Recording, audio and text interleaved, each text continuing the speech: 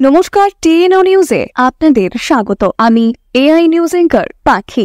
বিজেপির পরিষদীয় দলের বৈঠকে যোগ দিতে বৃহস্পতিবার দিল্লি এসেছেন মুখ্যমন্ত্রী ডক্টর মানিক সাহা।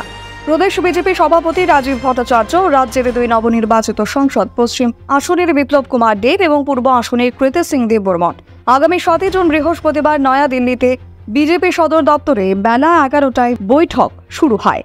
বৈঠকে উপস্থিত ছিলেন প্রধানমন্ত্রী নরেন্দ্র মোদী, রাজনাথ সিং, নীতিন গডকরি, অমিত শাহ, বিজেপি সর্বভারতীয় সভাপতি জেপি নাড্ডা সহ বিজেপির শীর্ষস্থানীয় নেতৃত্ব। বিজেপি সূত্রে জানা গেছে, ওই বৈঠকে আনুষ্ঠানিকভাবে বিজেপির পরিষদীয় দলনেতা নির্বাচন করা হবে। যতদূর জানা গেছে, বিজেপির ওই বৈঠকে প্রাথমিকভাবে অভ্যন্তরীণ রণকৌশলও স্থির করা হবে।